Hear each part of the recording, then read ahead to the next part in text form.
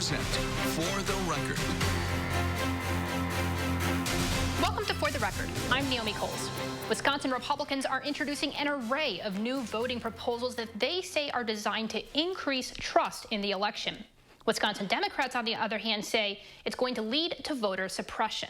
The bills would tighten regulation of indefinitely confined voters, limit drop boxes to just those physically attached to a clerk's office, require photo IDs for every election a person uses an absentee ballot, and more. Here's UW-Madison's Professor David Canon on how all of this breaks down. Good morning. Thanks so much for joining us today. Let's just start by kind of laying the landscape. We're seeing voting law changes being proposed in state houses across the country, including Wisconsin, and we're also seeing major proposals from the federal government. Walk me through a little bit of that landscape right now. Yeah, so right now you see two things going in opposite directions. You have the national legislation that's trying to make it easier to vote, to do things like a comprehensive national redistricting reform that would have bipartisan redistricting, something that's been talked about a lot here in Wisconsin for a long time, and doesn't seem like that's going to happen anytime soon. And so the changes at the national level are aimed at trying to, again, give easier access to voting by having easier voter registration, a universal voter registration process that would kind of streamline that.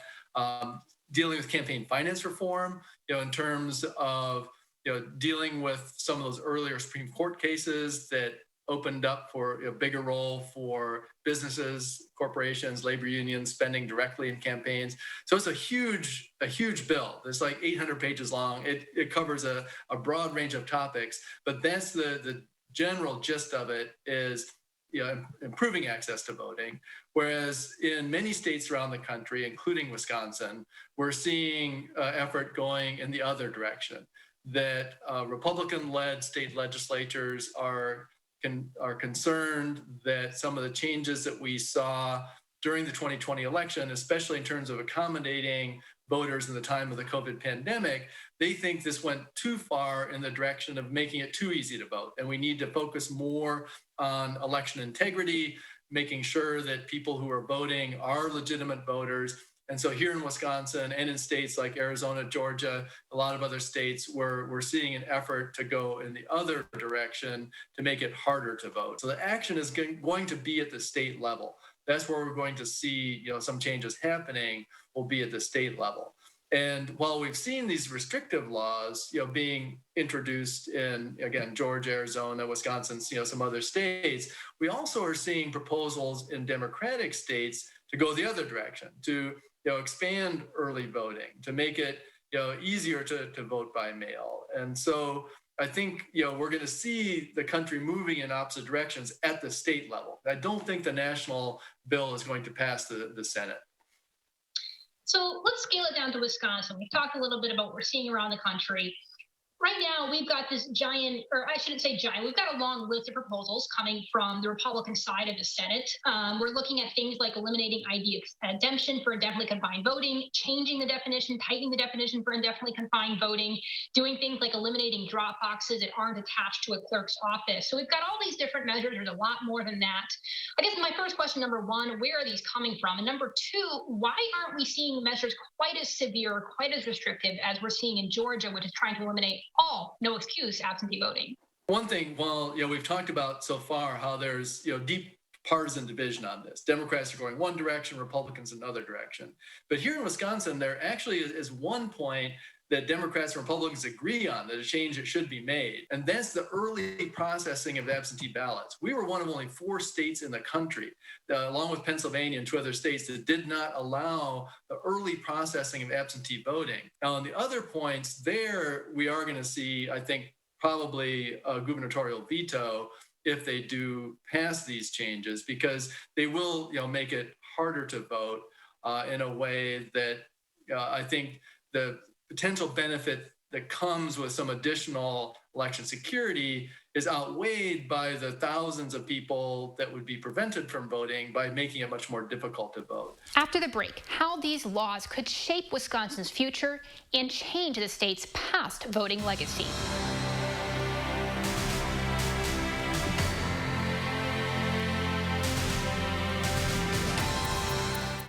Stop whitening your smile the old-fashioned way with strips and trays that can take 30 minutes to an hour. I'm Jonathan Greenhut, the CEO of PowerSwabs. When I met Dr. Ginniker and he introduced me to PowerSwabs and I saw how effective they were and how easy they were to use, I knew we had to share it with the world. PowerSwabs was clinically studied to whiten natural teeth as well as stain caps, crowns, and veneers. It's so effective, it works on stains caused by coffee, tea, red wine, and even smoking. For those of you who have that one stained tooth that's darker than the rest, PowerSwabs can target that area using swab precision. I really love the fact that you're able to go individually on each tooth and make sure that it's going to be wider. If you have yellowing between your teeth, if you have coffee or tea stains near your gum line, just snap, swab, and smile. And in each 5-minute application, you'll see whiter teeth. So stop whitening your smile the old-fashioned way with strips and trays that can take 30 minutes to an hour. And start using the PowerSwabs 5-minute solution. Just snap, swab, and smile. After just 7 days, the results were awesome. PowerSwabs was easy to use every day, and each day I could see it better and better, and from beginning to end, it's definitely whiter.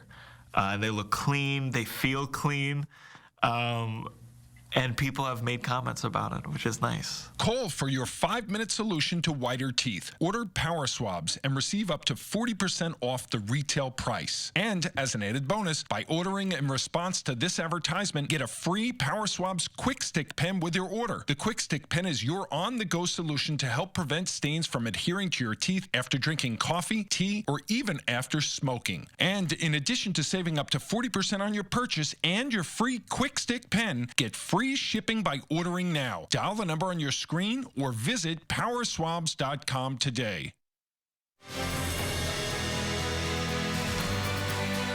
Welcome back to For the Record. Wisconsin Republicans are introducing a slew of new changes to voting law, but few of their proposals likely have a shot with the governor. Let's say that the governor's office changes party hands in 2022. Obviously, we'll be in a different session at that point, but do some of these bills potentially lay the groundwork? I think for sure in 2023, then, let's say if the Republicans do win the governorship in 2022, these law changes wouldn't be in effect for the 2022 election, but they could be in effect then for 2024 for the next presidential race. And so that, yeah, definitely is something that could come into play. Go back to an earlier question you asked too that I didn't get a chance to get around to yet. You asked, why we haven't seen some of the more extreme changes in Wisconsin that we've seen, say, in Georgia, where they're talking about getting rid of all no excuse absentee voting. And I think the reason you're not seeing that proposed here in Wisconsin is that it's a popular thing in both parties. It's not something, so both Democrats and Republicans take advantage of mail-in voting and no excuse mail-in voting. And that's something that has very strong support, I think, among Democrats and Republicans, especially in the time of the pandemic. It was really important for a lot of people who were, concerned about catching the virus, that, to be able to vote by mail is a great convenience. And so I think having that ability to have no excuse absentee voting has become so popular in the state, it'd be tough to get rid of that. And I think that would not be a popular move for the Republicans to try to eliminate most mail-in voting. Let's talk a little bit about voting history in Wisconsin. There's a lot of different bills at play here when we're talking about this many changes. But I mean, which party is most responsible for the voting laws that we have on the books today? Well, this is an interesting thing, actually, that this is something that Rick Hazen, who's one of the leading election law experts in the country, labeled the voting wars. And he pointed out, starting in about 2012 is where he sees this beginning of the voting, access to voting becoming a partisan issue. It didn't used to be a partisan issue. That Wisconsin has historically been one of the top voter turnout states in the country. And we usually still are number 3, number 4 in the country. Some years in the past, we've been, number 1 or 2. So we've almost always been the top 5 in terms of voter turnout in the country. And that is because we have had, strong laws that allow access to voting. We were one of the first states in the country, for example, to allow election day registration, where you can register to vote at the polls. And that's been shown to have the biggest impact on voter turnout of any single election law change you can have is allowing people to register at the polls on election day, compared to a state that has, say, a 30-day window. So there are some states, if you don't register to vote a month before the election, you're out of luck. You can't vote. And when you think about how many people procrastinate and like put things off and even forget there's an election coming up, I mean, that disenfranchises, huge numbers of voters. And so Wisconsin has always been, voter friendly. In the past, it had been. And there was bipartisan support for that going back to the 1970s of, allowing election day registration. And so it's only recently, it's just really in the last decade, where you've seen this divergence between the two parties, where one party's become more focused on election security, election integrity, making it harder to vote.